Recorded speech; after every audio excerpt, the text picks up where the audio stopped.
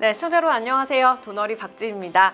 자, 이재명 정부의 첫 주택 공급 대책이 발표가 됐습니다. 이제 97 대책이라고 우리가 얘기를 하죠. 일단 뭐 공급에 초점을 맞춘 만큼 뭐 그 목표는 명확하게 보이기는 합니다만 과연 현실적으로 가능할지, 그리고 국민들이 원하는 곳에 원하는 퀄리티의 주택들이 과연 쏟아져 나올 수 있을지, 그리고 시장에는 과연 어떤 영향을 줄지 궁금한 점들이 굉장히 많은데요. 자, 오늘 우리 김인만 소장님 모시고 관련 이야기 자세하게 나눠보도록 하겠습니다. 소장님 안녕하세요. 안녕하세요. 네, 반갑습니다.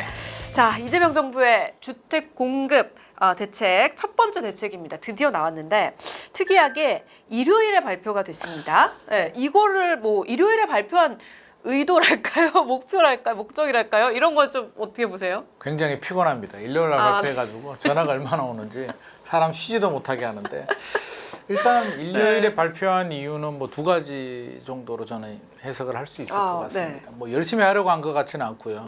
일단 만약에 평일에 발표하게 되면 또 혼선, 그날에 또 예를 들어서 그 다음 날 9월 7일에 발표가 되고 9월 8일부터 시행이 되니까 또 9월 7일에 또 여러 가지 혼란스러운 일들이 생기니까 아예 그냥 일요일에 발표해 버리자 하는 생각이 될 수도 있고요. 또 하나는 일요일에 발표하게 되면 월요일 헤드라인에 이제 대서특필이 될 수도 있기 때문에 홍보 효과를 생각한다면 일요일에 발표하는 게 가장 효과적인 선택이 아니었나. 이리저리 이제 고민을 많이 한 것 같고요. 피곤합니다. 그래서 이제 누군가는 또 이제 뭐 발표하는 입장에서도 그렇고 그걸 이제 분석해서 사람들에게 또 이제 궁금증을 풀어줘야 되는 입장에서도 일요일에 또 일을 하게 됐다라는 거. 네, 어쨌든 그래서 시장의 혼선을 좀 막아보고 그리고 또 이제 그런 이슈를 조금 뭐랄까요, 좀 더 이제 할 수 있도록 만드는 그런 의도가 좀 보인다, 이렇게 얘기를 해주셨습니다. 자, 그렇다면 시장의 반응이 어땠는지 궁금해요. 반반인 것 같습니다. 네, 반반. 어떻게 일단 반반인가요? 네. 공급의 방향성이 2030년까지 135만 호 수도권 네. 지역에 공급을 하겠다. 연내 27만 호 공급을 하겠다라고 이제 방향성을 딱 정했습니다. 네. 그러다 보니까 제가 왜 반반이라고 하냐면 댓글 반응이나 이런 걸 보게 되면, 야, 135만 호가 나오면 게임 끝난 거 아닌가. 이제 주택시장 수도권 무조건 안정이 된다. 공급 물량 폭탄이 쏟아지는데 어떻게 집값이 올라갈 수 있겠는가. 이제 투기하지 마라. 이제 앞으로 안정된다라는 그런 생각하시는 댓글들이 있고요. 또 반대 댓글에서는 야, 장사 한두 번 하나 많이 보지 않았을까. 윤석열 정부 때 뭐 270만 호 공급을 한다라고 했는데 실제로 된지도 모르겠고, 문재인 정부 때도 많은 발표가 있었는데 이번에도 135만 호가 실현 가능성이 있나. 이 그냥 발표만 하는 것이 아닌가. 오히려 더 영양가가 없다. 우리가 원하는 지역에 어디, 얼마에, 도대체 이런 게 보이지 않지 않냐. 주로 경기도나 수도권 지역에 어떤 공공택지 개발이 많기 때문에 우리가 원하는 집이 아니야. 실현 가능성도 없어라는 부정적인 의견. 이게 긍정과 부정이 제가 볼 때는 반반 정도 섞이는 것 같고요. 일반인들의 반응은 이렇고요. 전문가들 반응 보니까 대체적으로 좀 부정적인 의견이 많은 것 같습니다. 그러니까 너무 현실성이 없다라는 건가요? 이게 될까?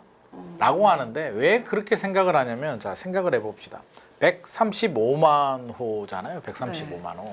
이게 어느 정도일지 감이 잘 안 와요. 우리가 3기 신도시, 이번 대책에서도 핵심이 3기 신도시잖아요. 하남, 교산, 남양주, 왕숙, 고양, 창릉, 부천, 대장, 인천, 계양. 이 5개의 지구를 다 합쳐도 원래 계획은 17만 5천 호, 늘려도 20만 호가 되지 않습니다. 이 5개가. 그러면 1년에 27만 호씩 공급을 하려면 5개 3기 신도시 물량을 매년 공급을 해줘야 되는데 그게 가능할까? 3기 신도시가 2018년 문재인 정부 시절에 시작을 해서 아직도 이제 올해 첫 본청약을 했고요. 아직도 넘어야 될 산들이 많은데 한 10년 이상 걸릴 것 같은데, 과연 이게 2030년까지 착공 기준입니다만 135만 호 착공이 현실적으로 이게 굉장히 어렵다. 분당 신도시가 10만 호거든요. 그러면 135만 호면 분당 신도시 13개 정도를 5년 안에 하겠다는데 어디에? 땅이 어떻게? 있어요? 없죠. 있으면 했죠. 그러니까 실제로 이게 쉽지 않다. 물론 구체적인 내용은 이제 우리가 좀 살펴봐야 되겠습니다. 단순하게 생각해 보면 좀 쉽지 않겠다. 그렇죠. 하지만 정부도 노력을 해서 구체적인 플랜을 내놨으니까 우리가 하나씩 분석해 보도록 하죠. 그렇습니다. 근데 이제 예전에 윤석열 정부 때 270만 호 공급 대책이 나왔었잖아요.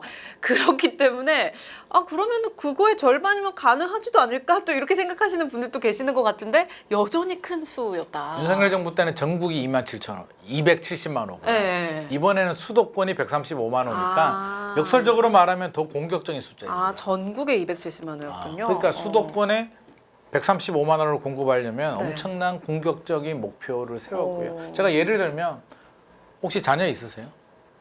네, 있습니다. 애가 갑자기 엄마 나 공부 열심히 해가지고 서울대 의대 갈게. 열심히 해. 너무 기특하죠. 네. 기특은 하지만 실현 가능성은 아주 열심히 해야겠다 라는 생각이 들잖아요. 그래서 지금처럼 이것도 해선 안 될 걸.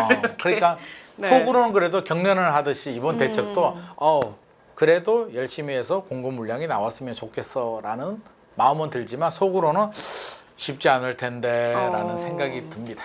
그렇습니다. 자, 그렇다면 수도권에 135만 호를 공급하겠다라는 정부의 주택 공급 대책 핵심적으로 좀 어떤 내용들이 담겨 있는지 좀 구체적으로 볼까요? 이번 대책의 가장 큰 핵심, 가장 다른 내용들은 LH가 네. 직접 시행을 하겠다는 게 아마 눈에 띄는 내용입니다. 소위 말해서 공공이 주도해서 공급을 늘리겠다라는 내용인데 LH는요. 우리가 MB 정부 시절에 LH라는 조직이 탄생을 했는데 LH가 왜 LH냐면 토지공사와 주택공사가 합쳐진 조직입니다. 그러니까 토지공사는 랜드, 주택공사는 H니까 LH가 된 거거든요. 토지공사의 역할은 이제 땅이에요. 땅을 개발해가지고 건설사들이 공사할 수 있는 택지를 만드는 게 토지공사의 역할입니다. 그래서 땅을 수용해가지고 이게 토지이용 계획도처럼 땅을 반듯하게 만들고 밑에 전기나 수도나 이런 공사를 다 한 다음에 민간 건설사들한테 분양을 하죠. 그러면 3.3제곱미터당 평당 한 500만 원 정도 조성 원가가 나왔다면 건설회사들한테는 한 1,000만 원 정도에 분양을 합니다. 손해보고 할 수는 없으니까요. 그게 토지공사의 역할이었고 주택공사는 이제 공공아파트, 공공임대, 공공분양, 공공분양 전환 아파트를 이렇게 직접 시행을 하거나 아니면 공사까지도 예전에 많이 했었는데 최근에는 이제 토지공사의 역할을 좀 많이 한 것 같아요. 그러다 보니까 대통령께서 야, 니들이 땅 장사하면 되겠냐. 왜? 500만 원 조성해서 1,000만 원에 분양을 하니까 1,000만 원의 땅을 산 건설회사들은 분양가를 높게 책정할 수밖에 없으니 LH 니들이 직접 하게 되면 500만 원에 공사를 할 수가 있으니까 저렴하게 빨리 공급 물량을 늘릴 수 있지 않겠는가라는 대통령께서 아이디어를 내셨고요. 그 점이 반영이 됐습니다. 그래서 LH가 직접 시행을 하겠다. 우리가 시행의 개념도 이제 잘 모르시는 분들이 있는데 예를 들어서 제가 땅이 있습니다. 그러면 내가 건물을 짓고 싶잖아요. 그럼 어떻게 해야 될까요? 내 땅에 어떤 내 돈을 넣든지 대출을 받아가지고 돈도 마련하고 땅도 마련하고 내가 건물주가 되는 겁니다. 그러면 내가 공사까지 해도 되고 공사까지 하려면 좀 피곤해 라고 하면 공사는 건설회사들을 불러서 야, 나 이 정도 돈이 있는데 줄 테니까 내가 원하는 건물 좀 지어봐. 짓겠죠. 이걸 도급계약이라고 합니다. 그러면 LH도 이제 땅을 가지고 있죠. 예산, 돈을 가지고 있죠. 그러면 건설회사들한테 우리 이 돈 줄 테니까 니들이 아파트 좀 지어봐 라고 합니다. 그래서 LH가 시행을 하게 되고 건설회사들이 이제 시공을 맡게 되는 구조입니다. 그래서 빨리 많은 물량들을 좀 공급할 수 있다라고 하는데 한 5년간 2030년까지 7만 호 이상을 이렇게 해서 좀 공급을 하겠다. LH가 한마디로 건물주처럼 공사를 해가지고 나중에 이제 분양을 하는 그런 역할까지도 하겠다라는 게 이제 핵심 정책이라고 할 수는 있는데 물론 이것만 가지고는 또 부족할 수도 있겠죠. 상가용지, 상가용지들이 요즘 상가가 사실 장사도 안 되고 시대 흐름이 다르잖아요. 요즘 쿠팡, 마켓컬리. 아니 가로수길 상가도 지금 다 그렇게 그러니까 이제 시대 흐름이 좀 바뀌고 있어요. 배달도 많이 시켜 먹고 있고. 그래서 상가가 장사 안 되다 보니까 일정 비율을 이제 상가로 맞춰야 되는데 그걸 줄이든지 아니면 아예 용도 변경을 해가지고 주택을 지을 수 있도록 해주겠다라는 내용이 첫 번째 이제 몇 가지 내용 중에 첫 번째 핵심 내용인데 또 그런 생각이 들지 않아요? 야, 공공택지를 조성해서 LH가 시행한다 그러면 서울에서 공공택지가 있나? 그러니까요. 없잖아요. 땅이 있나 이런 생각이 주로 좀 들죠. 경기도나 소위 말해서 3기 신도시 같은데 남은 땅들을 LH가 직접 시행할 가능성이 높고 그러면 서울의 공급은 어떻게 하지? 라고 했을 때 서울 같은 경우는 유휴부지나 관공서 부지 뭐 이런 부지들을 네. 발굴을 해서 예를 들어서 뭐 그 성균관대학교 야구장 네. 부지를 개발해서 1,000호 이상 개발하겠다라고 하는데 성대 야구장이 어디 있었지? 라고 해서 찾아보니까 도봉구더라고요. 그래서 도봉구에 이렇게 뭐 개발을 하겠다 여러 군데를 좀 발굴하는데 그렇다고 해서 뭐 엄청나게 많은 물량들이 나오진 않고요. 유휴부지 뭐 해가지고 한 4,000호 정도 나오고 또 공공임대주택 그 노원구에 가면 뭐 상계동, 월계동, 하계동에 가면 공공임대 아파트들이 있어요. 임대 아파트 그거를 재건축해 가지고 용적률을 올려서 물량들을 많이 뽑겠다. 한 23,000호 정도 개발을 하겠다. 이런 내용들이 들어가 있고 또 재건축 재개발 속도 좀 높일 수 있도록 해 가지고 234,000호. 이게 어디서 나왔는지는 모르겠는데 재건축 재개발은 민간 사업이거든요. 네. 그래서 정부가 234,000호를 하라고 해서 나오는 물량은 아닌데 어떻게 됐든지 간에 뭐 인허가 과정이라든지 여러 가지 인센티브를 줘서 민간에서도 공급을 좀 많이 할 수 있도록 해주겠다라는 내용이 두 번째 내용이고요. 세 번째는 돈이 없다고 하니까 PF 대출도 좀 지원해주고 건설 자금도 지원해주고 모듈러 주택 또 활성화시켜주고 한마디로 국토교통부가 끌어들일 수 있는 공급 카드는 다 끌어들인 것 같습니다. 그럼 재밌는 거 제가 하나 알려드려요. 네. 대책이 딱 발표되고 이제 부동산 방송이지만 주식 시장에서 갑자기 급등한 종목이 2개가 나왔습니다. 건설사인가요? 네, 건설사가 한 개인데 네. 어떤 건설사? 중소형 건설사들이 주가가 올랐습니다. 아, 대형 건설사들이 아니라. 네, 왜 그럴까요? 오. 생각을 해보게 되면 네. LH가 직접 시행을 하죠. 네. 그러면 야 내가 돈 얼마 줄 테니까 이제 공사하는 업체들을 찾는데 LH가 돈을 많이 줄까요, 적게 줄까요? 적게 주겠죠. 그렇죠. 많이 주면은 국민 세금으로 네, 국민 세금 낭비하는 거고. 낭비고 일종의 배임이죠. 말이 안 되죠. 그러면 민간이 짓지 LH가 국민 세금으로 돈을 많이 준다는 건 말이 되지 않습니다. 그럼 LH가 굉장히 건축비를 박하게 약하게 낮게 책정할 거란 말이에요. 그러면 대형 건설사도 우리가 소위 말하는 삼성물산 레미안, GS, 자이, 뭐 푸르지오, 또 아이파크, 뭐 힐스테이트 이런 건설사들이 우리는 그 돈 못 받고 못 하겠는데 우리는 안 할래라고 해서 아마 두 손 두 발 들 겁니다. 실제로 반응을 보니까 대형 건설사들은 안 한다는 분위기입니다. 할 수가 없다라는 분위기고요. 그럼 거기에 참여할 수 있는 건설사들은 중견, 중소형 건설사들이 아마 주가 될 것 같아. 그래서 주가가 좀 올랐는데 사실 시장의 수요자들이 원하는 방향과는 살짝 괴리가 좀 있고요. 두 번째 급등한 종목이 모듈러 주택입니다. 네. 그래서 뭐 여러 가지 방식들이 있는데 소위 말해서 공급을 단축하려면 지금은 땅에서 이렇게 개발해가지고 1층, 2층, 3층, 4층 이렇게 막 그 자리에서 올리는 방식인데 모듈러 주택은 다른 데서 개발을 만들어가지고 모듈 만들어서 레고 조립하듯이 딱 이렇게 올리게 되면 속도를 좀 빨리 할 수 있다. 그래서 내년 2026년 하반기에 뭐 시범적으로 한번 시작을 해보겠다라고 하는데 그 관련주들이 올랐습니다. 그래서 주식시장도 이렇게 먼저 반응을 좀 하고 있다. 그래서 한마디로 총력투쟁이라고 생각이 됩니다. 할 수 있는 국토교통부가 끌어들일 수 있는 카드는 일단 다 가지고 와서 일단 시작은 했는데 이제부터 시작이죠. 이게 제대로 될까? 또 LH가 제대로 할 수 있을까? 여러 가지 의견들이 나오고 있는 상황입니다. 그렇죠. 그리고 이제 민간에서 진행하는 그런 시기라든지 뭐 속도라든지 뭐 비용이라든지 이런 부분에 대해서는 또 정부에서 이래라 저래라 할 수 없는 부분이기 때문에 쉽지 않죠. 네, 좀 어려운 LH에 입장이죠. 대해서도 말이 네. 분분해요. LH가 하면 잘 될 것 같아요?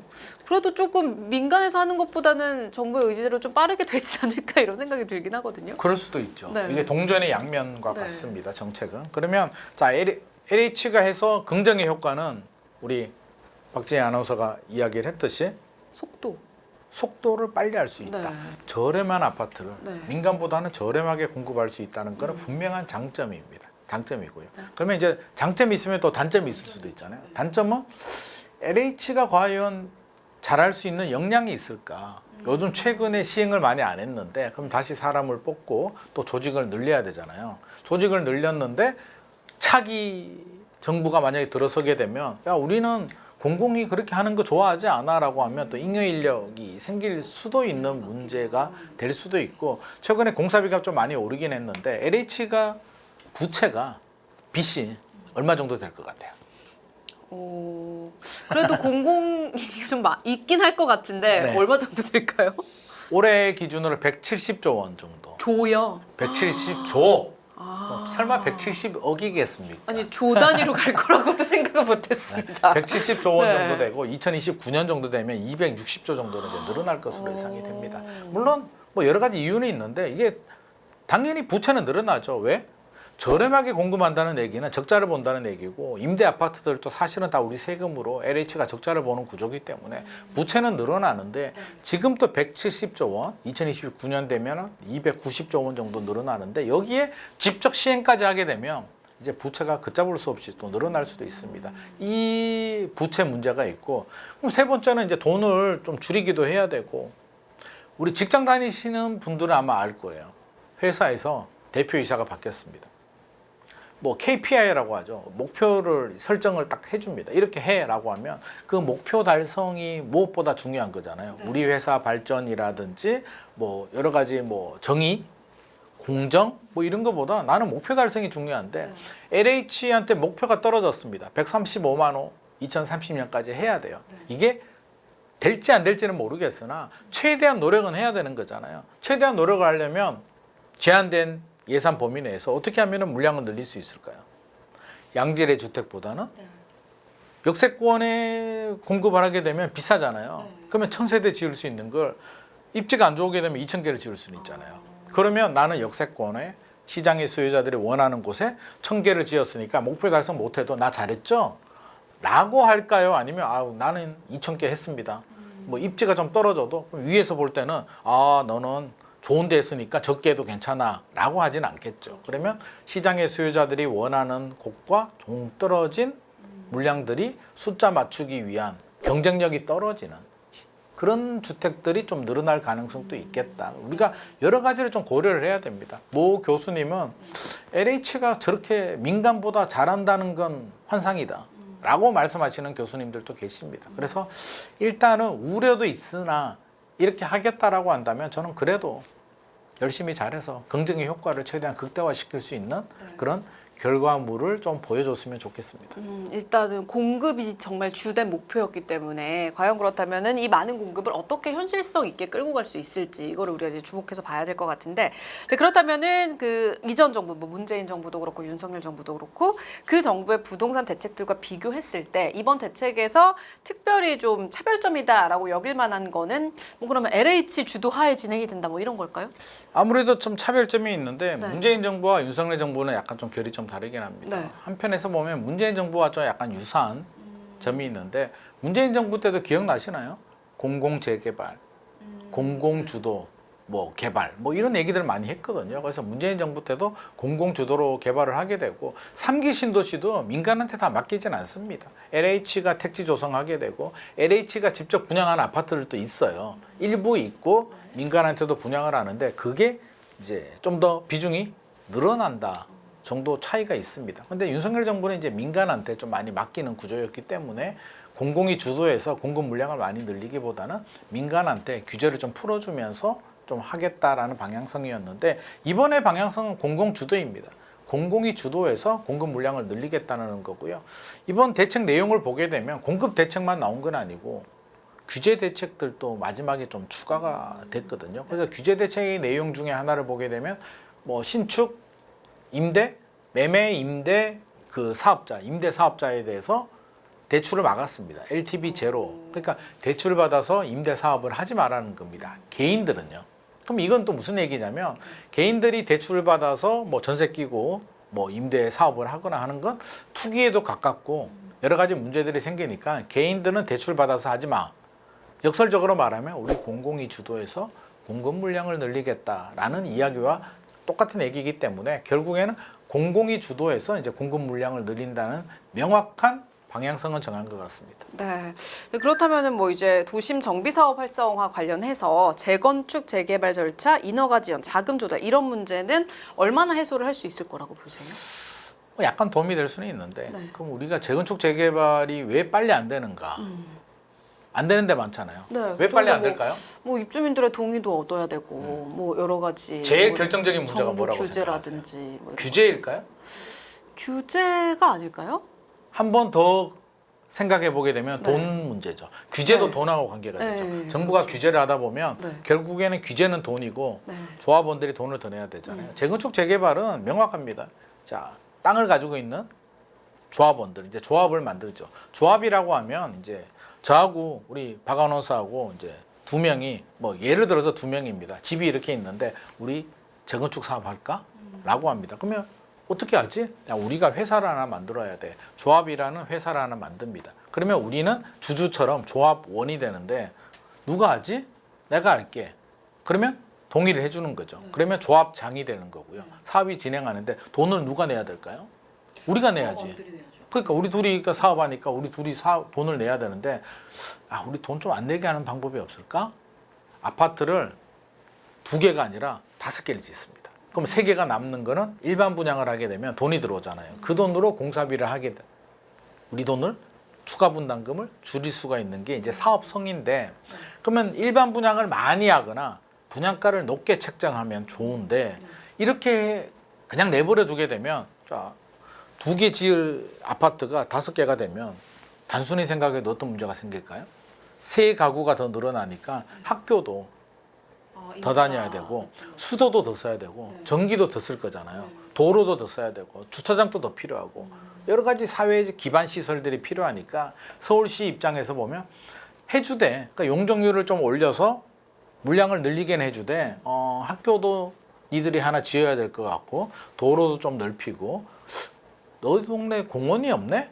공원 좀 만들고 주차장도 하나 만들래? 그렇게 하면 내가 용적률을 올려서 인허가 해줄게 라고 합니다. 그럼 조합원들은 서울시 얘기를 다 듣게 되면 떼줘야 될 게 너무 많아요. 내 땅에 더 들어가죠. 그럼 이게 조율 과정이 필요한데 실제로 이게 쉽지 않습니다. 첫 번째.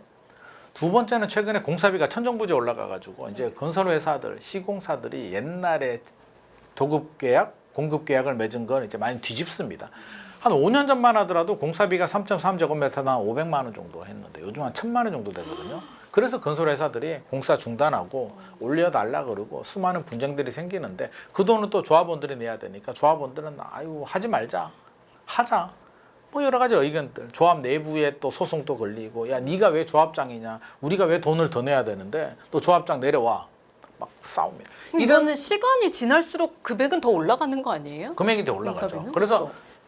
재건축은 속도전입니다. 네. 시간을 끌수록 돈은 올라가는데 조합원 입장에서는 또 지금 내야 될 돈이 상당히 부담스럽기 때문에 이런 문제들을 정부가 단순하게 어떤 정책, 뭐 인허가 단순화라든지 조금 도움은 되겠으나 근본적인 해결책이 될 수는 없고요. 이번 대책에서 저는 좀 아쉬웠던 점이 조합원들이 공사비 추가 분담금을 내야 될 돈이 있고요. 재건축을 할 때는 분담금이 있고 부담금이 있습니다. 분담금은 분담금이라고 한다면 우리가 공사비를 내야 되는 추가 분담금을 말하고요. 초과이익 환수제라고 들어보셨죠? 네. 조합원들이 개발 과정에서 발생하는 이익에 대해서 1인당 8천만 원 넘어가게 되면 세금이 부과가 되는데 그거는 부담금입니다. 재건축 초과이익 환수 부담금인데 이 부담금이 강남 3구, 용산구 같은 경우는 많이 올랐잖아요. 개발 이익이 크잖아요. 조합원 1인당 한 3억에서 7억 정도 나옵니다. 그러면 물론 집값이 많이 올랐으니까 당연히 내야지 라고 말하는 분들도 있으나 조합원들이 자기 통장에 3억에서 7억 정도를 가지고 있다가 내라고 하면 낼 수 있는 조합원들이 과연 그렇죠. 바로 그 집을 또 팔아서 현금화를 할 것도 아닌데. 나는 팔 생각이 없는데 나는 이 집을 10년, 20년 가지고 가려고 하는데 갑자기 몇 억을 내라고 하면 못 내죠. 조세 저항이 일어납니다. 그리고 또 억울한 게 있죠. 아니 나는 팔 때 양도세를 낼 거야. 지금 또 내라고 이중과세 논란이 있고요. 팔지도 않았는데 차익 실현도 안 했는데 앞으로 집값이 떨어질 수도 있잖아요.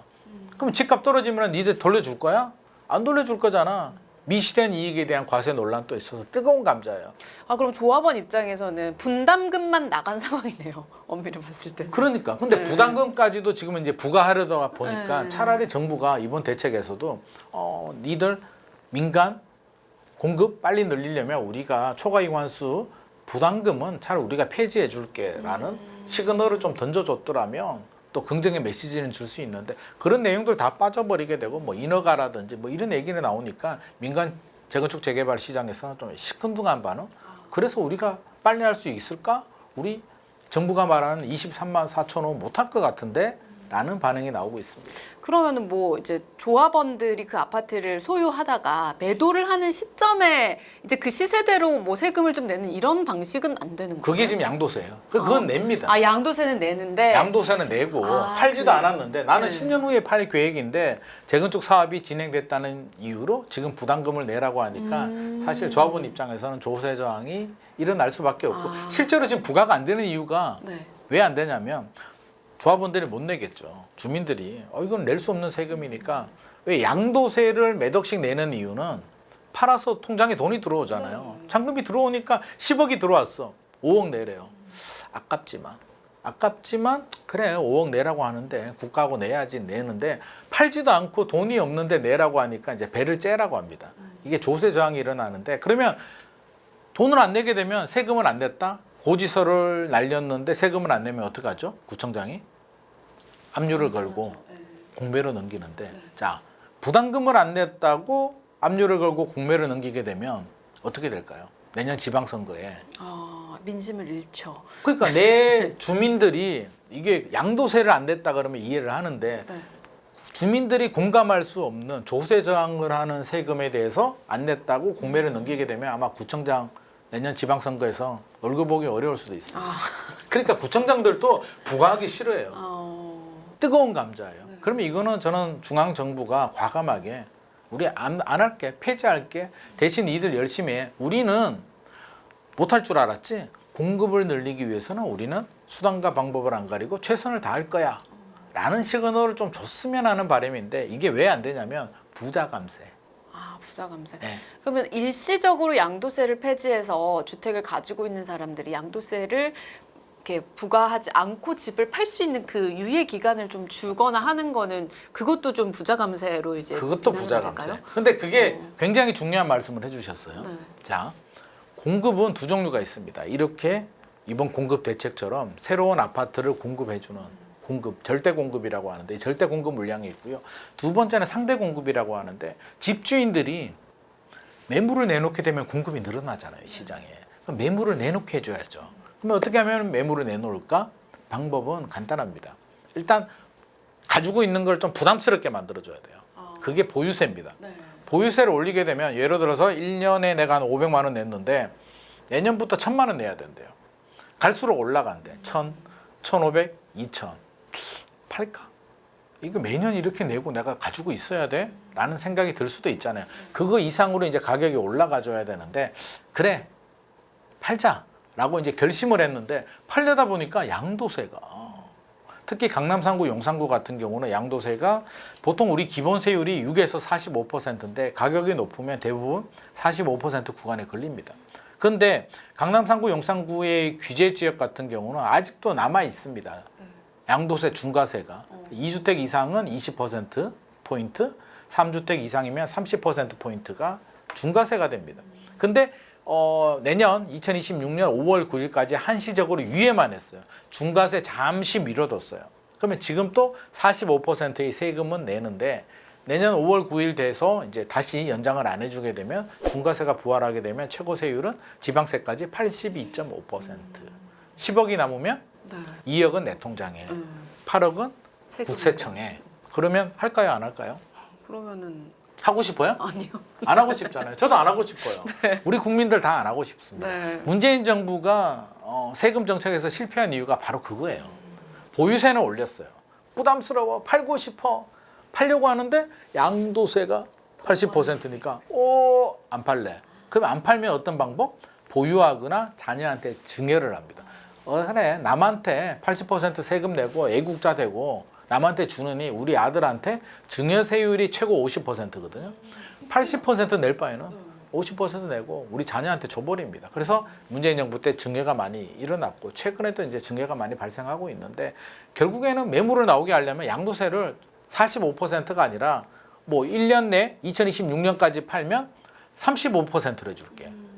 라고 하면 저는 매물이 많이 나올 것 네. 같거든요. 그리고 가격 자체가 세금을 낼 때보다도 더 이제 저렴하게 내놓는 분들도 계실 것 그렇죠. 같아요. 더 네. 그러면 예를 들어서 KB 시세에 대비 10% 저렴하게 팔면 양도세도 10%더 내려줄게 라고 하면 매물이 나올 수 있는데 못하는 이유는 역시 부자 감세. 부자 감세도 이해를 하자면 무주택자들이나 집이 없는 분들은 저분들은 투기를 해서 돈을 많이 벌었는데 국가가 환수를 안 하고 저분들한테 혜택을 준다고? 야, 이거는 불공정해.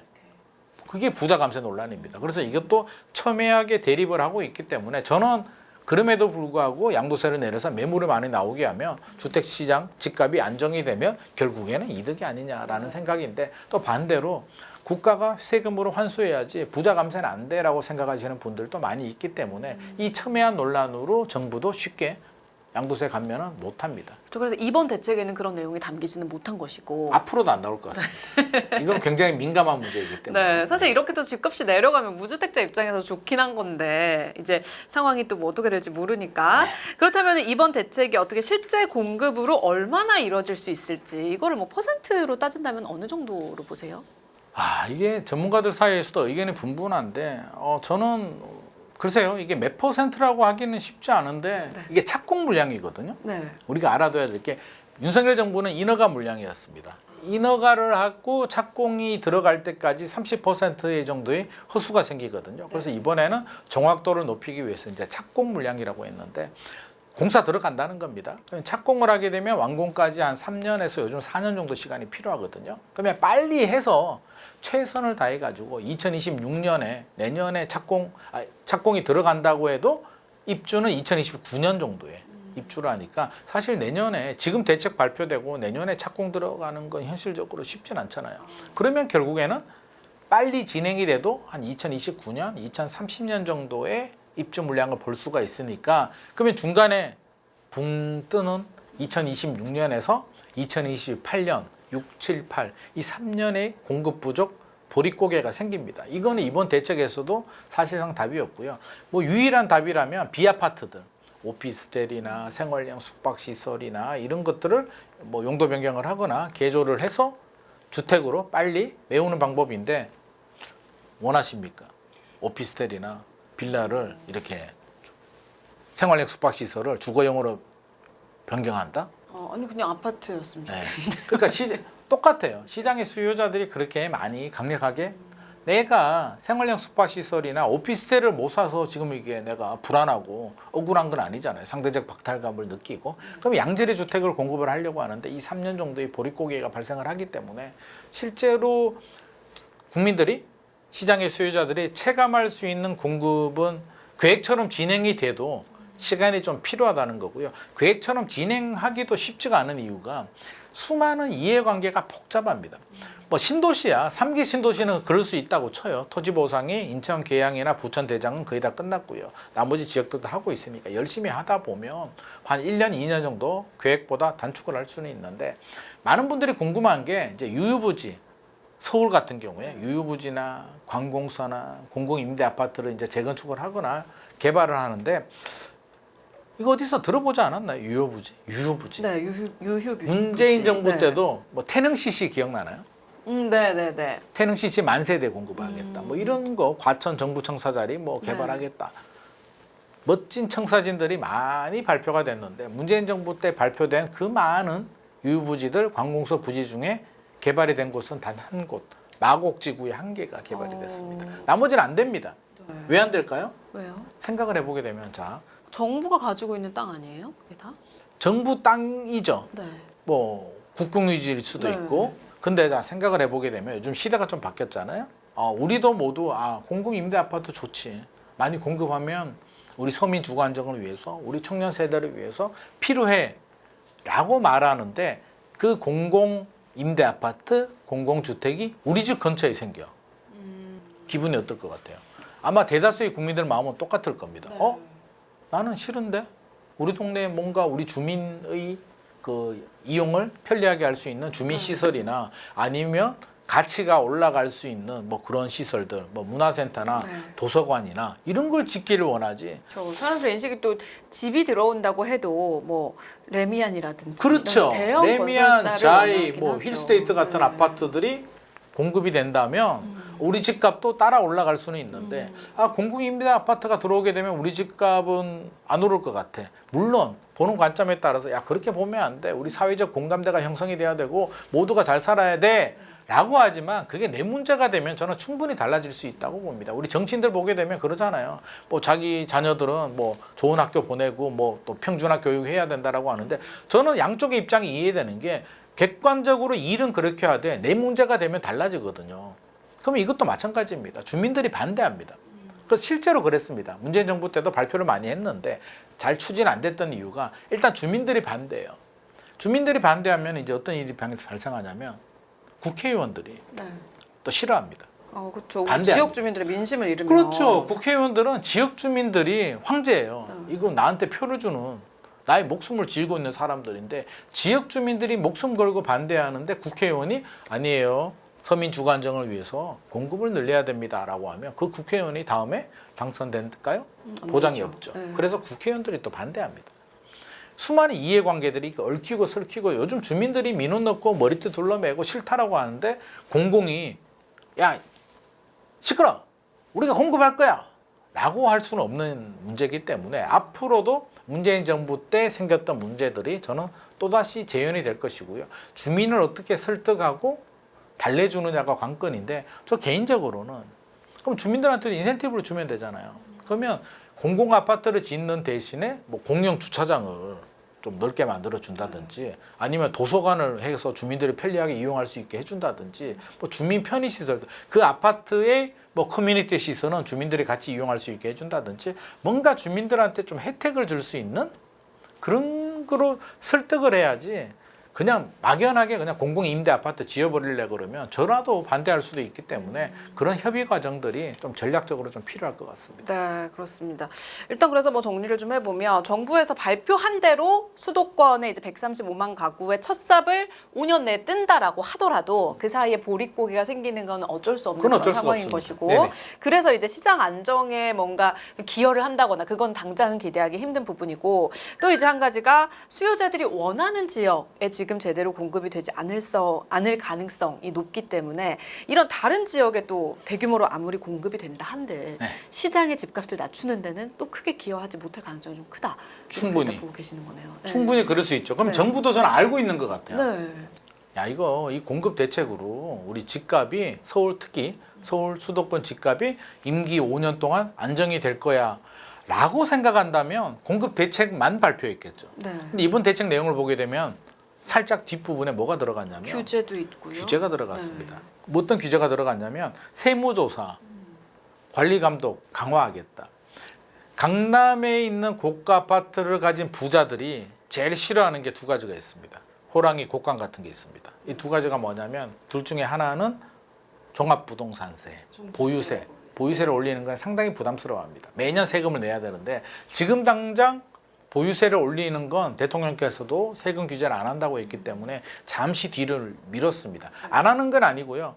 명분이 필요합니다. 그래서 다시 집값이 크게 올라가게 되면 세금 규제는 나올 수는 있는데 이번에 뭐가 나왔냐면 세무조사. 내가 물론 그 투명하게 세금을 다 내고 세무조사 나와도 유재석 씨처럼 하려면 해. 나는 하나도 뭐 꿀리는 게 없어 라고 하면 괜찮은데 그렇지 않은 분들이 많이 있기 때문에 세무조사 두려워하는데 그 집 사가지고 돈 얼마 벌 거라고 세무조사 받으면서 하겠습니까? 그래서 상당히 압박 효과는 어느 정도는 줄 수 있다는 생각이고요.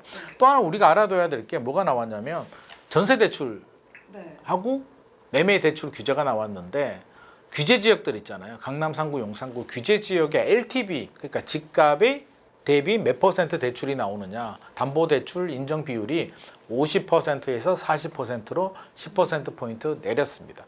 10억짜리 아파트가 5억까지 대출이 나왔는데 4억까지 더 줄였긴 했는데 사실 이거는 크게 영향을 주지 않아요. 왜? 6.27 대책 때 6억으로 캡을 씌웠잖아요.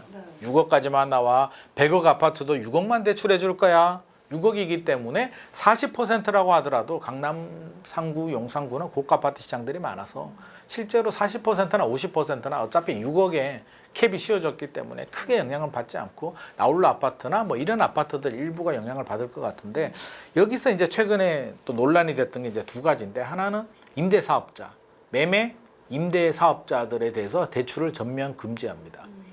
대출 받아서 임대 사업 하지 마라. 한마디로 전세 끼고 사지 마라. 라는 게 나왔고 또 하나는 전세 대출을 규제하는데 2억까지 누가 규제하냐면 집 하나 이상 가진 사람들. 예를 들어서 제가 집이 하나 있어요. 집이 하나 있는데 학군지가 좋아. 목동이라고 가정을 해볼게요. 목동에 아파트 하나 있는데 애가 다 컸어. 애가 다 컸는데 계속 목동에 살 이유는 없잖아요. 비싼 집에. 그러면 전세 주고 전세금 받아서 외곽으로 가가지고 저렴한 전세에 삽니다. 그러면 대출 받을 수도 있잖아요. 전세 대출을 2억까지만 나옵니다. 나가 4억을 받고 싶고 3억을 받고 싶어도 2억까지만 나오기 때문에 한마디로 전세 끼고 투자하지 마라 라는 건데 우리가 이 대책이 구치 대책이 나오기 전에 의견이 분분했던 게 전세 대출에 대해서도 DSR을 적용한다. 뭐 이런 의견들이 많았는데 빠졌어요. 이게 어떤 시그널이냐면 저는 경고를 줬다고 생각합니다. 여기서 집값이 더 올라가게 되면 만에 하나 공급 대책이 당장 뭐 알맹이가 없다고 치더라도 만에 하나 투자 심리가 자극을 받아서 집값 올라가게 되면 강남은 야 우리 세무조사 할 거야. 그리고 토지거래 허가 구역을 국토부 장관 또 쉽게 지정할 수 있도록 바꾸겠다는 거거든요. 성동구 마포구 니들 집값 올라가게 되면 우리가 규제 지역들 지정하는 것뿐만 아니라 토지거래 허가 구역도 국토부가 지정해 버릴 거야. 강동구, 동작구 너희들 오르면 토지거래 허가 구역 지정해 버린다라는 경고 카드를 줬고 야 그래도 전세 가격이 올라간다? 제가 3년 보릿고개라고 했잖아요. 입주 물량이 부족하게 되면 전세 가격이 올라갑니다. 전세 가격 올라가게 되면 막아야 되잖아요. 근데 공급 물량이 당장 안 나오니까 전세 대출 규제하는데 1주택자들만 2억으로 규제를 했는데 여기서 더 올라가게 되면 그냥 세입자들 다 DSR 적용해 버릴게. 3억으로 캡 씌워 버릴게. 이런 규제들이 후속 3차 대책으로 나올 수도 있는데 지금부터 그렇게 되면 이제 무주택자들 신혼부부들이 피해를 볼 수가 있으니까 지금 할 수는 없고 지금은 맛배기로 1주택자들이 집 하나 있는 사람이 니들이 왜 전세 끼고 사니? 이걸 2억으로 막았는데 지켜볼 겁니다. 만에 하나 집값이 반등을 하고 다시 상승폭을 키우게 되면 규제지역 지정하고 전세 대출에 대해서 무주택자들도 DSR이 적용될 가능성이 높습니다. 그러니까 점점 이제 뭐랄까요? 그 전세 시장은 소멸하는 단계로 가지 그렇게 않을까 지금 생각이 가고 드네요. 있는 상황입니다. 알겠습니다. 자, 그래서 저희가 이제 9월 7일에 발표된 이 이재명 정부의 첫 주택 공급 대책 그리고 이제 뭐 규제라든지 그런 여러 가지 상황들 우리 김인만 소장님과 쭉 살펴보고 있는데요. 자, 그렇다면 과연 이런 전체적인 대책을 시장에서는 어떤 사인으로 받아들이고 결국에는 당분간의 집값은 또 어떻게 될 것이냐 이 부분 많은 시청자분들이 궁금해하실 것 같은데 그거부터 좀 말씀을 여쭐게요. 일단 시장에서는 네. 지금 굉장히 치열하게 이제 눈치 작전이 시작이 네. 될 것 같습니다. 네. 일단 좀 지켜봐야 될 것 같고요. 뭐 제가 이렇게 한다라고 해서 시장이 이제 그렇게 움직이지는 않는데 집을 사려는 분들과 또 내 집 마련을 준비하시는 분들이 이제 굉장히 또 고민에 빠질 것 같아요. 뭔가 공급 대책이 나왔는데 이게 어떤 영향을 주게 되고 또 내 집 마련의 타이밍은 어떻게 잡아야 되느냐 굉장히 좀 혼란스러운 상황인데 일단 9월이잖아요. 9월 한 달은 치열한 눈치 작전이 시작이 될 것 같습니다. 어떻게 되지? 물론 이 대책이 완벽하게 실패다. 라고 하면은 시장 반응은 바로 집값이 반등을 하거나 막 사자라고 하는데 또 그렇게 하기에는 뭐 세무조사도 한다라고 하고 전세대출도 규제한다라고 하고 여러 가지 공급 대책도 135만 호가 도대체 어떻게 되느냐를 공부도 좀 해야 되고 나름 분석을 해야 되기 때문에 저는 9월은 아마 오르는 곳은 뭐 여전히 신고가가 나오고 있었습니다. 막 거래는 되겠으나 뭐 폭발적으로 갑자기 분위기가 180도로 바뀌었다 이렇게 생각하지는 않는데 이제 10월이 추석이에요. 우리가 10월이 중요한 이유가 항상 터닝 포인트 부동산 시장의 분위기를 바꾸는 게 10월입니다. 작년 2024년 추석 같은 경우는 추석 전에 집값 많이 올랐고요. 스트레스 DSR 2단계가 시행이 되면서 추석 지나고 상승세가 꺾였거든요. 네. 그래서 후에 이제 약간 폭락이다 뭐 이런 얘기 나올 정도. 그때는 2024년 9월부터 2025년 1월까지 서울 아파트 거래량이 3천 건대 초반 정도로 거의 뭐 폭락 가까운 네. 꽁꽁 얼어붙었다. 물론 뭐 정치적으로도 네. 여러 가지 변수들도 있었습니다만 그렇죠. 이번 추석은 또 어떻게 될까? 6월까지 급등했다가 6.27 대책이 나오고 7월 거래량이 좀 줄어들었다가 8월에는 7월보다는 약간 늘어나는 분위기예요. 담보대출도 8월이 더 늘었다고 합니다. 거래량도 좀 늘어나는 것 같아서 7월보다는 8월이 좀 꿈틀꿈틀 대고는 있어요. 사실은. 꿈틀꿈틀 대는데 9월 7일에 공급대책이 나왔는데 이게 이제 의미가 어떻게 보면 메인 디시잖아요. 대통령께서 6.27 대책을 맛보기라고 했기 때문에 에피타이저를 6.27 대책으로 좀 강하게 맵게 나왔는데 메인 디시는 얼마나 매울까? 라고 생각을 했는데 뚜껑을 열어보니까 사실 6.27이 좀 더 맵지 않았나라는 의견들이 나옵니다. 그래서 메인 디시가 에피타이저보다 지금 맛이 없는 상황이 돼버렸거든요.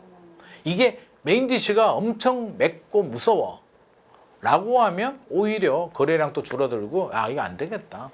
당분간은 지켜봐야 돼 라고 하면 추석 지나고 좀 더 적어도 올해 말까지는 보합 안정 흐름이 이어질 수는 있는데 지금 메인 DC가 제 생각보다는 좀 약하게 나온 것 같습니다. 전세 대출에 대해서 전체 DSR에 적용하지도 않았고 공급 대책도 뭔가 직관적인 제가 일부에서 공급 대책 막 얘기를 했잖아요. 기억이 나는 게 많이 공급이 된다 네.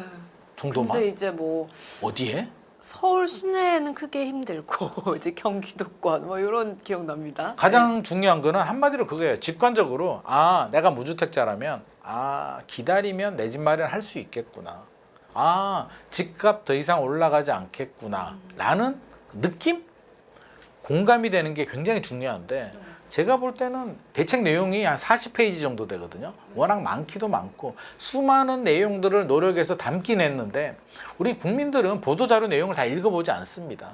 저나 직업 때문에 읽어보는 거지 우리 국민들은 읽어보지 않고 직관적인 그 헤드라인 하나를 딱 보는데 그 헤드라인 하나가 LH 집적 시행이거든요. 이게 별 느낌이 오지 않아요. 내가 LH 원하지 않는데 LH가 시행하는 집은 안 하고 싶어라는 생각이 딱 드는 순간 더 이상 보지 않습니다. 그러면 직관적으로는 예를 들어서 어떤 게 잘 먹히냐면 MB 정부 때 그러니까 이명박 정부 때 뭘 했냐면 세곡 내곡동에 반값 아파트 2만 세대 그린벨트 풀어서 공급을 했는데 그거는 상당한 파급 효과가 있었습니다. 왜?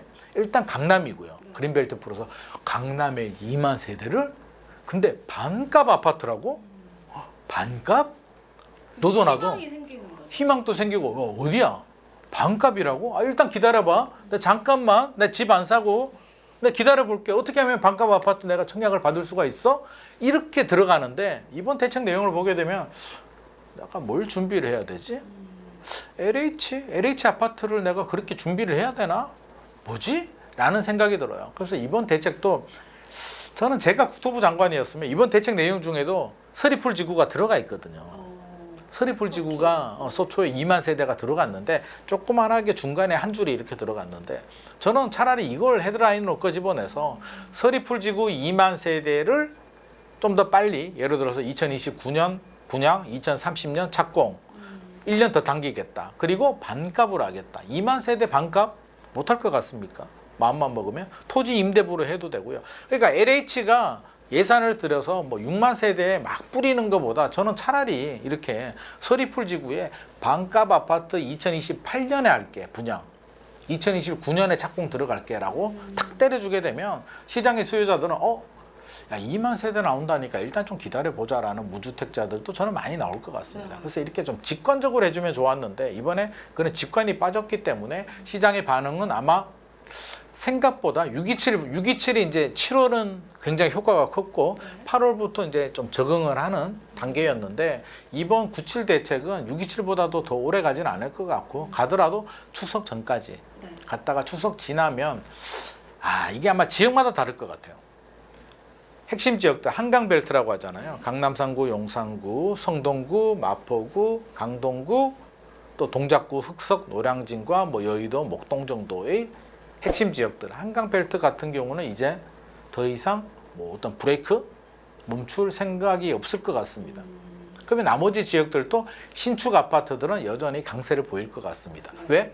야, 3년 동안 서울에 신축 아파트 입주 잘 안 나올 거야. 신축 아파트는 지금 또 희소성이 있어라고 해서 그들 지역들은 제 생각에는 강세로 전환될 가능성이 높을 것 같고요. 나머지 지역들 같은 경우는 여전히 대출 규제가 627 대책 6억까지 시행이 되고 있고, 이번에는 전세 대출 1주택자들 2억까지 막았고, 후속 대책들도 나올 가능성이 높고, 전세 대출, 매매 대출, 금융 규제, 한마디로 금융 규제인데 이게 쉽게 풀리지 않을 것 같습니다. 이재명 정부 오랜 기간 동안, 임기 동안 계속 유지될 가능성이 높기 때문에 전국의 수도권 모두가 다 올라가지는 않을 것 같고요. 일부 지역들, 수요가 집중되는 지역들 위주로 강세가 보입니다. 한마디로 이게 무슨 현상이냐면 양극화예요. 양극화. 우리가 부동산 시장을 바라볼 때 문재인 정부와 지금은 좀 다릅니다. 문재인 정부는 상승장, 2015년부터 서울 집값이 꾸준히 올라가면서 2022년 유동성이 폭발했죠. 그러면서 전국의 중소도시들까지 집값이 다 올라갑니다. 상승장이고, 지금은 전국을 눈 씻고 찾아봐도 어디가 올라요? 지방에서도 뭐 대구로 따지면 수성구, 울산 일부 지역들, 부산의 해운대, 광안리 쪽, 지방도 상위 20% 5분위 지역들 아파트 가격이 올라가고요. 서울도 양극하고요. 경기도는 어디가 올랐을까요? 상반기에 과천, 분당, 판교, 좀 더 넓게 보면 용인, 수지, 안양, 동안구 정도가 올랐지 나머지 지역들은 그렇게 올라가지 않습니다. 양극화기 때문에 이번 대책에도 공급이 쉽지 않겠다. 계획처럼 진행이 되더라도 3년 정도 보릿고개에 특히 서울이나 인기 지역들은 더 쉽지 않겠다라고 이제 답이 나오는 순간 더 똘똘한 지역, 똘똘한 한 채로 쏠림 현상이 가속화될 가능성이 높습니다. 그런데 그렇다면은 이제 그 물건을 보유하고 부동산 물건을 보유하고 계신다거나 이제 매수에 나서시는 분들은 그럴 것이고, 그렇다면은 이런 입주 물량이나 뭐 신규 공급에 대한 기대감이라든지 그런 것들이 사실은 커지기 힘든 상황에서 이 전세 시장에는 어떤 영향을 줄 것인가, 이것도 좀 궁금해요. 이번에 정부가 전세 대출 규제를 살짝 꺼내들었습니다. 네. 1주택자가 전세를 구하게 되면 2억까지 캡을 씌우게 되는데 네. 많은 분들이 그걸 좀 궁금해 하시더라고요. 왜? 왜 전세 대출을 규제하지? 세입자, 서민 주거 안정을 위해서 전세 대출은 필요하지 않아? 지금까지 지난 정부들도 전세 대출은 계속 좀 장려를 했는데 왜 규제를 하는 거지? 라고 생각할 수가 있는데, 자, 한 번 더 제가 그 배경을 설명을 드리면, 입주 물량이 부족하게 되면 어떤 현상이 발생을 하냐면, 물론 집값에도 영향을 줍니다만 집값을 결정하는 요인은 입주 물량도 영향을 주지만 뭐 금리도 영향을 주고요, 경제 상황도 영향을 주고요, 그동안에 집값이 얼마나 올랐느냐도 영향을 주고, 소득도 영향을 주게 되고, 뭐 다른 어떤 정책적인 부분, 종합적인 심리가 영향을 주게 되는데, 전세 같은 경우는 입주 물량이 부족하게 되면 즉각적으로 영향을 줍니다. 바로 전세의 입주 물량이 전세의 공급 물량이 되기 때문에 전세 가격이 바로 올라가요. 그러면 올해 하반기도 입주 물량이 부족하지만 2026년에 입주 물량은 더 부족하거든요. 입주 물량이 부족하면 전세 가격이 올라가요. 전세 가격이 올라가게 되면 매매 가격, 전세 가격이 있는데, 전세 가격이 올라가게 되면 매매 가격과 차이가 좁혀지죠. 전세 가율이 올라갈수록, 그러면 이 갭 투자하기 좋은 환경이 만들어지면서 매매 가격이 밀어 올립니다. 박근혜 정부 때 전세 가율, 서울 아파트 전세 가율이 한 51% 정도 됐는데, 그게 문재인 정부가 시작이 될 때 71%까지 올라갔거든요. 그러면서 집값이 폭등하는 원인이 됐기 때문에 이재명 정부도 알고 있으니까, 야, 이게 전세가 올라가는 거는 막아야겠다. 전세가 올라가게 되면 매매 가격을 또 밀어 올릴 수도 있으니 우리는 상당히 힘들어지겠다라는 걸 알고 있습니다. 근데 전세를 안정시키려면 물량이 많이 나와야 돼요. 금리가 많이 올라가게 되면 2022년 하반기처럼 금리가 쭉 올라가게 되면 전세 가격이 떨어질 수도 있는데, 그거는 경제에 미치는 영향이 너무나 커요. 그러면 입주 물량을 많이 늘려줘야 되는데, 그래서 이번 공급 대책도 나왔는데, 정부도 아무리 생각해도 이 3년 보릿고개를 어떻게 해결할 방법이 없거든요. 아무리 노력해도 지금 착공 들어가가지고 3년, 4년 후에 나오는데 지금 착공도 쉽지 않습니다. 실제로 이재명 정부가 노력하는 97 대책의 결과물은 차기 정부가 따먹을 거예요. 그 열매는. 그러면 이 전세 가격 상승은 뭐로? 결국에는 규제. 어떤 규제? 전세 대출을 막아버리게 되면, 전세 대출을 규제하게 되면 구매 능력이 약해지잖아요. 요즘 세입자들이 자기 돈 다 내고 전세금을 마련하기는 어려우니까 대출을 받아야 되는데, 이 대출을 제한하게 되면 자연스럽게 어쩔 수 없이 전세 가격이 제한이 됩니다. 그러면 집값이 올라가는 걸 막을 수 있다는 게 정부 생각이고요. 이번에는 맛보기로 1주택자에 대해서 전세 대출을 규제했는데, 여기서 집값이 더 올라간다? 어떤 명분을 제공해 준다라고 하면 이제 3차 대책으로 전세 대출을 또 더 규제할 수도 있습니다. 그래서 정부 입장에서는 전세만은 막아야겠다라고 하는데, 역설적으로 안타깝게도 그럼 전세 대출을 막을 수는 있잖아요. 정책으로 막아버리면 전세 가격이 많이 안 올라갈 수는 있는데, 그에 따른 부작용, 모든 정책은 동전의 양면이니까 부작용을 보게 되면 이제 월세 시대가 더 빨리 올 수도 있고, 지금 집값이 안 오르느냐? 집값이 올라가는 여러 가지 요인 중에 하나가 전세지, 전세가 모든 걸 결정하지 않거든요. 현재 강남의 전세 가율이 30%대밖에 되지 않습니다.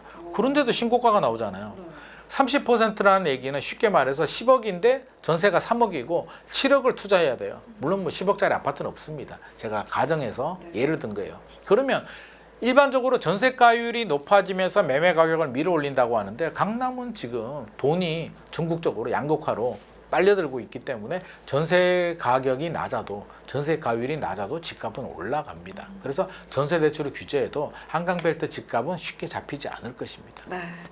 그렇다면 내가 무주택자라고 했을 때 과연 앞으로 이제 시장이 그렇게 올라갈 거를 생각해서 빠르게 좀 지금이라도 내 집 마련을 해야 되는지, 아니면은 뭐 청약을 기다리는 게 유리할 것인지, 아니면은 뭐 전체적으로 시장을 좀 관망세로 보면서 집값이 좀 떨어지게 그래도 기다려보는 게 나을지 어떻게 보세요? 이게 무주택자라면은요, 일단 생각을 해야 되는 게 내가 자본을 얼마나 가지고 있는가, 그리고 필요한가, 이 두 가지를 먼저 첫 번째로 고민을 좀 해야 될 것 같고요. 필요하고, 결혼하는데 뭐 종잣돈이 이제 한 2, 3억이 있어. 부모님 지원도 좀 받을 수도 있고 대출도 좀 받을 수 있을 것 같아라고 한다면 저는 내 집 마련을 하는 건 맞다라고 봅니다. 자, 왜? 내년 집값 어떻게 될까요? 라고 물어보시는 분들이 많이 있는데, 그 얘기는 내년에 집값 떨어지면 사고 싶다라는 이제 우리 일반적인 얘기인데, 반대로 생각하게 되면 떨어지면 살 수 있을까요? 막상? 대출도 막혀 있고 하면은 지금 상황에서 좀 힘들죠. 지금 상황도 힘들죠. 심리적으로. 더 떨어질 것 같아서. 예를 들어서 내가 한 20억 아파트를 사려고 해요. 무리해서. 비싸. 작년에 분명히 15억 했는데 지금 20억이야. 5억 이거 아까워. 작년에 샀어야 되는데. 혹시라도 내년에 이게 15억으로 다시 떨어집니다. 됐다. 사야지. 지금 생각해서는 바로 살 것 같은데 막상 다시 20억이 15억 가면 살까요? 10억 될 것 같아서. 10억 될 것 같고 쉽지 않습니다. 이게 떨어지는 집값 사기 쉽지 않습니다. 못 삽니다. 안 사는 게 아니라 일반적으로 못 사요. 그 15억이 사는 사람은 어떤 사람이냐면 20억이 15억 됐다라고 사는 게 아니라 집이 필요했는데 돈이 있는데 보니까 15억인데 계산해 보니까 내가 할 수 있을 것 같아. 그냥 삽니다. 이 사람은 20억에서 15억 된지도 몰라. 이런 사람들이 삽니다. 일반적으로. 그래서 필요하고 자금이 되면 내 집 마련하는 게 좋겠고, 제가 왜 이 얘기를 하냐면 7년 정도 보유하거든요. 집은, 아파트는 평균. 그러면 10년이라고 본다면 10년 후에 집값이 올라가느냐 안 올라가느냐가 중요한 포인트잖아요. 내년에 내가 올해 집을 샀는데 내년에 집값이 오르고 내리고가 내가 팔지도 않을 건데 1년 내에 팔면 양도세율이 단기 보유 70%, 1년 만에 10억이 올랐어. 예를 들어서 운이 좋아서 10억이 올라도요 7억 세금 내고 내가 3억을 가져간다니까요. 일반적으로 안 팝니다. 단기적으로는 어떤 큰 위기가 오거나 집값이 떨어졌는데 내가 대출이자 감당이 안 돼서 집어 던지는 경우 아니면 단기 안 됩니다. 그러면 10년을 바라보면 10년 후에 올라갈 곳은 어딜까? 단순하게 생각해 보게 되면 단기 예측은 틀려요. 왜? 미국 금리가 어떻게 될까요? 내년에? 파월도 모를 텐데? 트럼프도 모르고 한국은행 총재도 몰라요. 내년에 부동산 정책 어떻게 될까요? 이재명 대통령도 몰라요. 국토부 장관도 모를 겁니다. 왜? 경제 상황이나 집값이 어떻게 될지 모르니까. 그러니까 불확실한 예측은 언제든지 변수가 있고 틀릴 수는 있는데, 장기적으로 보게 되면 장기 예측은 거의 다 맞는 이유가 단순해요. 수요와 공급입니다. 그럼 10년 후에 수요가 늘어나는 지역과 줄어드는 지역이 어디야? 수요라고 한다면 이제 뭐 출산율 1번, 2번 인구 이동, 세 번 가구 수가 늘어나고 줄어드는 건데 가구 수를 보게 되면 최근 5년간의 가구 수 분화를 보게 되면 수도권 지역들은 5년 동안 공급 대비 가구 수가 결국 공급이 21만 호 정도 더 부족한 거로 나오고요. 서울은 6만 호 정도 부족했는데 수도권을 제외한 지역들은 모두 다 공급 과잉으로 나왔습니다. 자, 가구 수도 수도권 지역들은 공급이 부족하고 인구 이동, 지방에서 양질의 일자리를 찾아서 서울 수도권으로 인구 이동, 서울 수도권은 인구 유입, 지방은 인구 유출이 발생합니다. 이 흐름이 10년 내 바뀔까요? 지방에 막 일자리가 많이 생기고 대기업들이 막 들어오고 지금 대기업들 흐름이 어떻습니까? 어디로 갑니까?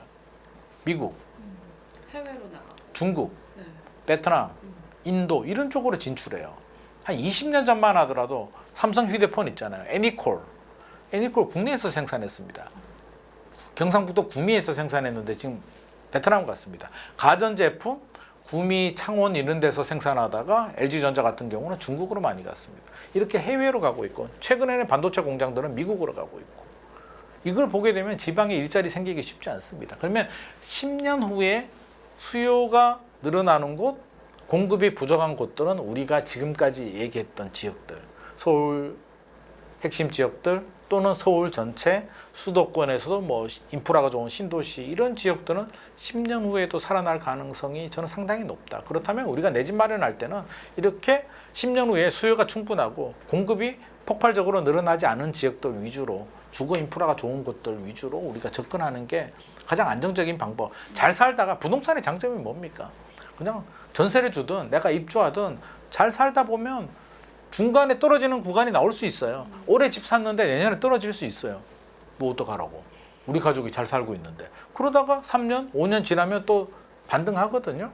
우리 과거를 보게 되면 집값이 떨어졌던 어떤 외부 충격이나 내부적인 문제로 떨어졌던 게 IMF 외환위기 때 30년으로 보게 되면 97년도, 98년도 IMF 외환위기 발생했을 때 2년 반 정도 떨어졌고요. 2008년도 글로벌 금융위기 때 6개월 정도 집값이 떨어졌고요. 박근혜 정부 때 2011년, 12년도 그때 한 2년 정도, 2, 3년 정도 강남 집값 떨어졌고요. 최근에 2022년 하반기 금리 올라갔을 때 1년 정도 고점 대비 30% 떨어졌습니다. 그렇게 보면 6개월에서 3년 정도이기 때문에 내가 집을 샀는데 하락 구간이 나오게 되면 6개월에서 3년이니까 길어도 3년 정도. 아니 내가 필요해서 실거주로 샀는데 3년 못 기다릴 이유가 뭐가 있겠습니까? 단 대출 이자는 감당이 돼야죠. 그러니까 항상 자금 계획은 보수적으로 금리가 언제든지 올라갈 수 있다. 그러면 내가 150만 원으로 원리금 상환 계획을 세우더라도 여차하면 내년에 300까지 올라갈 수도 있다. 안 올라가면 좋겠으나 원리금 부담이 300 올라가면 허리끈 졸라매고 백 하나 안 사고 해외여행 좀 덜 가고 어떻게든 한번 버텨볼래. 부동산 주식도 마찬가지고요. 부동산 투자에서 가장 중요한 제가 포인트를 알려드리면 버티고 견디는 겁니다. 때가 올 때까지. 운칠기삼이라고 하는데 솔직히 내년에 집값 오르고 내리고는 운이에요.